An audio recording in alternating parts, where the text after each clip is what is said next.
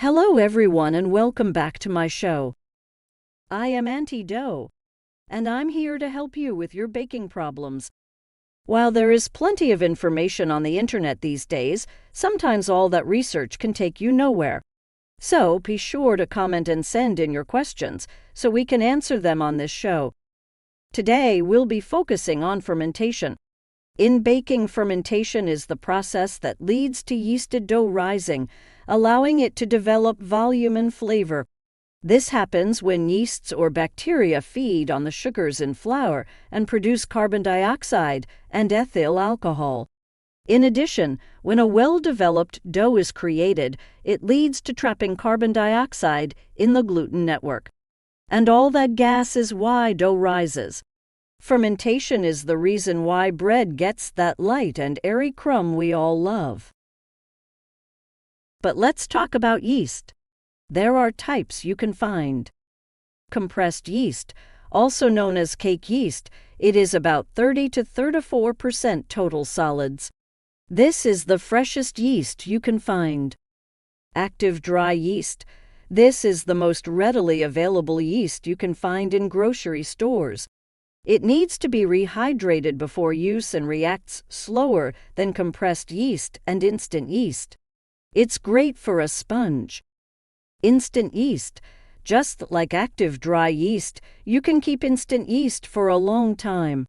Unlike active dry yeast, instant yeast doesn't need to be hydrated and given a head start. Just mix it together with the flour and water, and it will start fermenting immediately.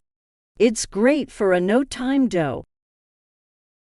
So, what roles does yeast play in all of this? Remember, yeast is a single-cell microorganism which is part of the fungus kingdom. These tiny microorganisms feed on sugars and produce fermentation. In the fermentation process, yeast has three main roles. Produce gas bubbles. Yeast produces gas in the form of carbon dioxide. As you may already know, this gas comes from yeast feeding on the sugars and damaged starch in the dough. These gases lead to the gluten matrix expanding, causing it to increase in volume. Matures dough. Dough matures due to the chemical reaction of alcohols produced by yeast and acids on the protein of the flour. These reactions lead to a bouncy dough that's ready to be baked. Flavor. When activated by moisture and carbohydrates, yeast gives bread its characteristic flavor. Without fermentation, you wouldn't get that freshly baked bread aroma. How do preferments play into all of this? In the U.S., we call flour and liquid brews preferments. In other countries, preferments are called sponges, biga, poolish, levain, or massa madre. Essentially, these brews require you to add a bit of water to flour and yeast to get a head start on fermentation. The reasoning behind this is mainly to improve flavor, but also to start fermenting before mixing into doughs. Now, depending on your style of baking and how much time you are willing to invest as a home baker, you may choose to go the no-time dough or short fermentation route. While that is absolutely up to you, know that preferments are great to have. Now, back to fermentation. Considering a no-time dough. After mixing the dough temperature should be around 80 degrees Fahrenheit or 27 degrees Celsius to help kickstart the fermentation. A bulk fermentation from 60 to 90 minutes is necessary to double the dough in size. From here, you can knock it down and mold the dough into a loaf. Sometimes you can proof and bake that loaf in a pan. Or you may choose to use a bread basket to proof the loaf in. This final proof is necessary for fermentation to get the loaf to its final volume and for that amazing fresh bread flavor.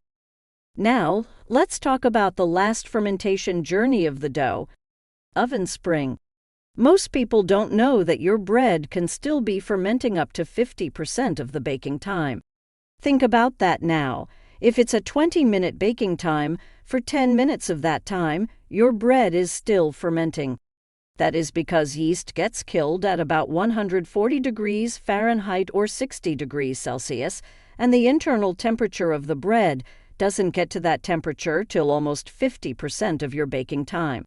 Oven spring provides that lovely rise in your loaf during baking, all thanks to fermentation. All right, bakers.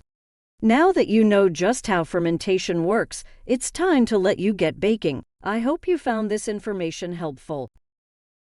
Please be sure to hit the subscribe button and the bell below.